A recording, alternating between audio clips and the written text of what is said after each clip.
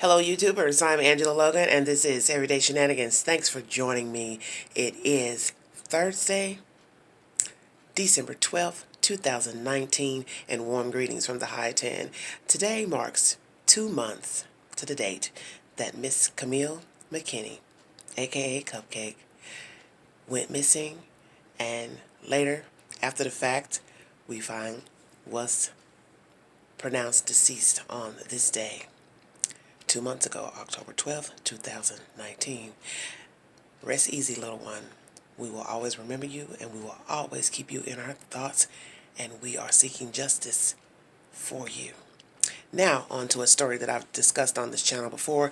I'm back talking about Mr. Antonio Brown. Yes, honey. He's been busy still. So, I'm going to read you some information, and if you need confirmation for this said information, you can log on to foxnews.com. Former NFL wide receiver Antonio Brown has failed in his efforts to latch on to an NFL team as the 2019 season winds down, and he apparently takes his frustrations out on the world through tweets. Brown went on a tirade Wednesday in a series of tweets calling the NFL racist and wondering why Ben Roethlisberger is in the NFL despite rape allegations against him. He also took a shot at the XFL. Okay, Antonio Brown apologizes to Patriots Robert Kraft after months of drama. Okay, this is what was said. Guess Almighty at NFL can hold players out against their will. No criminal charges pending. Nothing but a Caucasian player gets a domestic, go to jail. Still out there playing targeted hate against us everywhere, my peeps, Brown started. Okay. He appeared to be referring to the lawsuit against him filed by his former trainer, Brittany Taylor. She alleged that Brown raped and sexually assaulted her in 2 separate instances. Another Sports Illustrated report accused Brown of sexual assault as well. Brown was not charged with the crime. The allegations surfaced when Brown was a member of the New England Patriots. The team cut Brown after one game, and the wide receiver has not latched on to a team since. Brown was not suspended or placed on the commissioner's exempt list. The NFL has been investigating the allegations. He then tweeted at the league's players' union, wondering why several current players who had been arrested in the past were still allowed to play.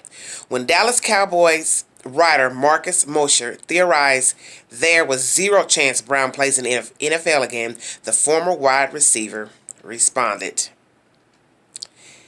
In between the ranting against the NFL, Brown took shots at Roethlisberger and the quarterback's legal history. The Steelers quarterback was accused of sexually assaulting a woman in Nevada in 2009. The two sides settled more than 2 years after the accusations were made. Separately, Roethlisberger was accused of sexually assaulting a woman in Georgia, but was not charged. Brown retweeted a comment by a Twitter user who wrote, "How come Ben Roethlisberger is the NFL?" Sorry for not pronouncing his name correctly. Didn't he have serious accusations before? I don't always think it's always necessary to play the race card, but I can definitely agree with this one. Something ain't right. Antonio Brown says again, he's done with the NFL. No more control of my name and body. He then said that Roethlisberger was a loser before Brown got to Pittsburgh. Okay? When one user suggested Brown should play with the XFL St. Louis Battlehawks, he replied, "No way." To put the cherry on top, Brown tweeted, "Innocent to proven guilty. It's been 3 months." It's unclear whether Brown will apologize again to declare that he's retired from the NFL. He's made similar statements in the past and recanted them. He apologized to the Patriots and team owner Robert Kraft last month for causing the media drama. And as I stated, if you need verification for that story, please log on to foxnews.com. Okay, more shenanigans. No commentary pertaining to Mr. Brown, okay? 'Cause I've got enough going on. I'm going to leave that one where it sits. Okay, you guys. The sequel to Surviving R. Kelly is coming soon, and I will give you the said information. And this report is brought to you by MTO News. So if you need verification, just log on to MTO News. Okay, the trailer drops the trailer has dropped for the Surviving R. Kelly Part 2. It is called The Reckoning. And you will be able to watch this documentary on Lifetime. And it airs Thursday, January 2nd. They will start off with the original Surviving R. Kelly, and it will run in its entirety, and then the premiere will air, and it is a 2-hour premiere, and it will start at 9 p.m. and last till 11 p.m. Night 2 will be January 3rd, and it will go for 2 hours, 9 to 11 p.m., and then it will resume on Saturday, January 4th, 8 to 9:30 p.m. So for those of you who want to watch the second part of the Surviving R. Kelly documentary, it is called The Reckoning. It will air on January 2nd and start at 9 p.m. Okay. There's been a little bit of hoopla going on with Miss Drea Kelly, ex-wife of R. Kelly, and she's not feeling too good about the next sequel, because the sequel rather, excuse me, because she's just not in good standing with with R. Kelly, him either. She's not feeling Lifetime at the moment, and I will tell you why. Allegedly, she's in the promo for this sequel, but she denies having any involvement with the film at all. Documentary. She declined to be involved because she felt like, I guess, the producers and the people running the show were not supporting the victims and the survivors. And she goes on to say that they reached out to her kids and her family without her permission. They did not ask her, and when she found out, she went to them directly and told them she did not appreciate them contacting her kids and family members, and they went to her kids anyway. And she also has made it known that when they had the bombing in New York City, I guess obviously she and the other survivors, victims, were there, I guess, in talks or whatever, and she felt like they didn't have proper security taking them from a bus to the hotel. They didn't use aliases being in the hotel as occupants, and then the next day when they had to go to the airport to leave, they didn't have proper security as well. The next claim is that she feels like they haven't supported the ladies, that it's been mainly just about dollar bills, promos, get their money, advertisement. They don't care with the after effects of what has happened with these ladies. And she feels like the only time outlets that have reached out to her to talk to her has been about R. Kelly. And she feels like a lot of people have given her flack, I guess, because they say that's all she talks about. But she says no one reaches out to her to talk about anything else, any other platforms or things that she is doing. She says she is an advocate for domestic abuse victims, survivors, and that is her platform at the moment. And she feels like this Lifetime has not supported that. They did not reach out to her when it was the domestic abuse month and awareness, and she just feels like she and the other ladies, I guess, have been on the back burner. And she feels as though that's the only time people reach out to her is when it's to talk about Robert Kelly and nothing else. So she wants that to be known, I guess, that she is an advocate and that she is doing other things besides, I guess, being known as his wife and yeah. Okay. Now, next I have up, oh, so much, I can't keep up.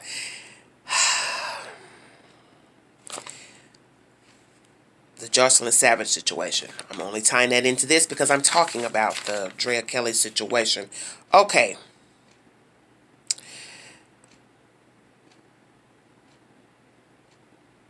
As you all know, about 2 weeks ago, someone alleging to be Joycelyn Savage had opened a Patreon account and was giving her life count, giving her story of her life with Mr. R. Kelly. We now find out that account was deactivated and monies were returned to those subscribers. Well, Jocelyn Savage came out recently to denounce that account and that she did not open that account and that was not her behind the account. Now, naturally, she wants everyone to know that she is still supporting Robert Kelly. She and Azriel are still supporting him, and that she talks to him on a regular basis, daily. She talks to him, and interesting, very interesting. Naturally, the Savages are disappointed once they found out that she came out to say that was not her on the Patreon account, and their attorney, Mr. Griggs, has verified that the account was fraudulent and did not belong to Jocelyn Savage. They feel like the allegations do remain pertaining to Mr. Kelly, and they have investigated on their own independent investigation, and they found it to be accurate and closely matched the details listed in the 4 indictments against Mr. Kelly. And as I stated to you all, that Patreon account is closed, and Miss Jocelyn Savage came out to deny being involved with that account. She is still talking to Mr. Kelly. When she did her video, she says that she and Azriel are still supporting him, although Miss Azriel was not seen in the video. But this is what her family had to say about that video. They're basically saying that it's been 3 years that Jocelyn has not spoken to the family outside of a controlled environment created by Kelly. And the video that they saw today was not any different. So I guess they feel like, although he's incarcerated and she was able to speak on her own, they still, I guess, feel like it's an orchestration of Kelly entourage persons, assumingly.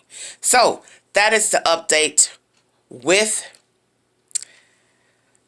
the Surviving R. Kelly sequel and those said informations pertaining to the R. Kelly saga. So for those of you who want to watch, it will air on January 2nd. It will be 2 hours. And note that the first part, Surviving R. Kelly, will air hours beforehand, starting at 3. And then after 3, the sequel, The Reckoning, will be available to watch if you want. Now, I'm giving you the information about the sequel. Miss Jocelyn still supporting him. But what I wanted to say in my short commentary about this situation is that when she made the comment that she's still talking to him daily, I was thinking, okay, I guess by phone. Because I know how strict that this federal holding situation is from what I've seen. And they made it clear that he could only get the one visitor per 90 days. So that's where I was in my mind thinking, well, we know you're not going to see him every day. I don't guess, because I figured they had strict guidelines. So what I was wondering was, if they said in a previous article that he could only have the one lady visitor for 1 per 80 days, one visitor, then how are you talking to him daily? As I stated, I do not know the regulations, the procedures. I don't know if the inmates are allowed to dial out daily and use the phone.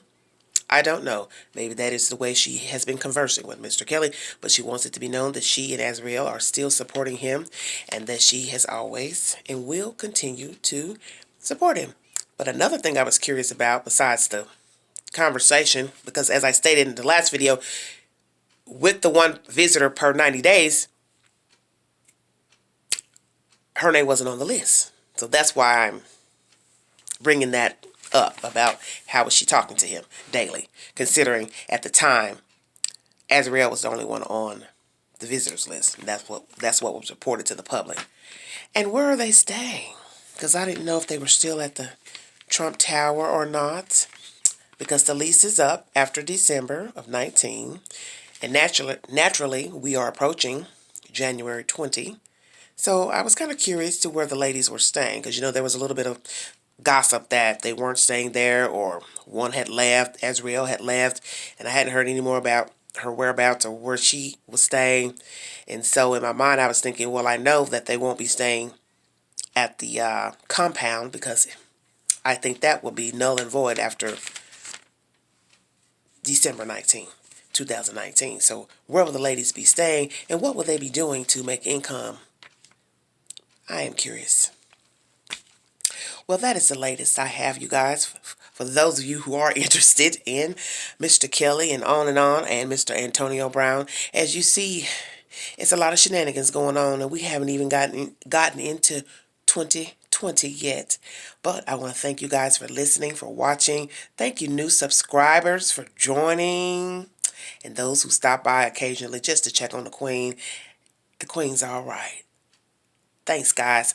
I'll talk to you later and bring you another update. But let me tell you guys, tomorrow in Birmingham, Alabama, Derek Brown, government name Quintessa Jackson, will be appearing in criminal court facing capital murder for the kidnapping and murder of Miss Camille McKinney. So please stay tuned, and I will bring you an update after those court proceedings. I'll talk to you guys later. Bye-bye.